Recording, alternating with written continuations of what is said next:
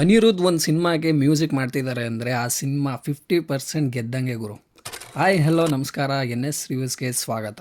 ಇವತ್ತು ನಾನು 100 crore box office ಇಟ್ಕೊಡುವಂಥ gen Z super star Pradeep Ranganath ರವರ 4ನೇ ಸಿನಿಮಾ ಆದಂಥ LIK also known as love insurance company ಸಿನಿಮಾನ ನೋಡ್ಕೊಂಡು ಬಂದೆ.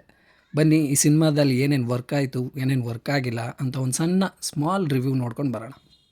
ನೀವು ಈ ಚಾನಲ್ನ ಫಸ್ಟ್ ಟೈಮ್ ನೋಡ್ತಾ ಇದ್ದೀರಾ ಅಂದರೆ ದಯವಿಟ್ಟು ಸಬ್ಸ್ಕ್ರೈಬ್ ಮಾಡಿ ಮತ್ತು ಸಿನಿಮಾ ಅಪ್ಡೇಟ್ಸ್ ಆ್ಯಂಡ್ ರಿವ್ಯೂಸ್ಗೆ ಬೆಲ್ ಐಕನ್ನ ಕ್ಲಿಕ್ ಮಾಡ್ಕೊಳ್ಳಿ. ಸಿನಿಮಾದ ಪೇರೆಂಟ್ಸ್ ಗೈಡ್ ಬಂದು UA ಸರ್ಟಿಫಿಕೇಟ್ನ ಪಡ್ಕೊಂಡಿದ್ದು 16+ ಏಜೆಡ್ ಪರ್ಸನ್ ನೋಡುವಂಥ ಸಿನಿಮಾ ಆಗಿರುತ್ತೆ.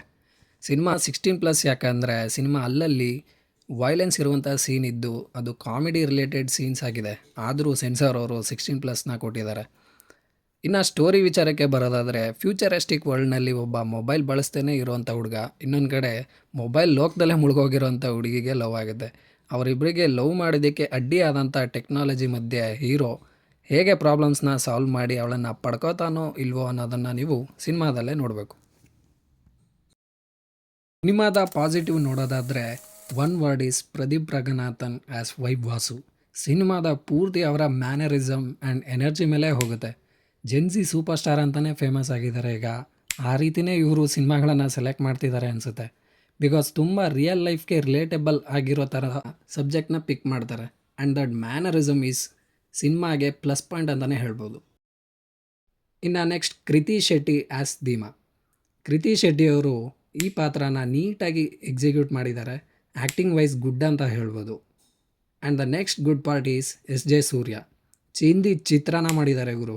ಆ ಮನುಷ್ಯ ಏನು ಸ್ಕ್ರೀನ್ ಪ್ರೆಸೆನ್ಸ್ ಕೊಡ್ತಾರೆ ಗುರು, ನಿಜಕ್ಕೂ ಫಸ್ಟ್ಲಿ ಕ್ಯಾಸ್ಟಿಂಗ್ ಮಾಡಿದವ್ರಿಗೆ ಅಪ್ರಿಷಿಯೇಷನ್ನ ಕೊಡಬೇಕು. ಇನ್ನು ನೆಕ್ಸ್ಟ್ ಯೋಗಿ ಬಾಬು ಅವರ ಕಾಮಿಡಿ ಪಂಚ್ ಎಲ್ಲ ವರ್ಕ್ ಆಯಿತು. ಅವರ ಕ್ಯಾರೆಕ್ಟರ್ ಕೂಡ ಇಷ್ಟ ಆಯಿತು.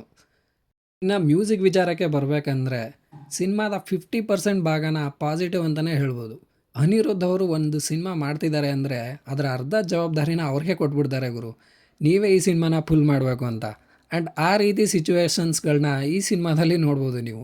ಯಾಕಂದರೆ ಒಂದೊಂದು ಸಾಂಗ್ಸ್ ಕೂಡ ಥಿಯೇಟ್ರ್ನಲ್ಲಿ ಕೇಳೋದಕ್ಕೆ ತುಂಬ ಚೆನ್ನಾಗಿತ್ತು. ಆ ಸಾಂಗ್ಸ್ ಪ್ಲೇಸ್ಮೆಂಟ್ ಸ್ವಲ್ಪ ಕ್ಲಿಕ್ ಆಗದೆ ಇದ್ದರೂ ಕೂಡ songs was too good. And background score ಬಗ್ಗೆ ಹೇಳಲೇಬೇಕಾಗಿಲ್ಲ, ಫ್ಯಾಂಟಾಸ್ಟಿಕ್ ಮ್ಯಾನ್.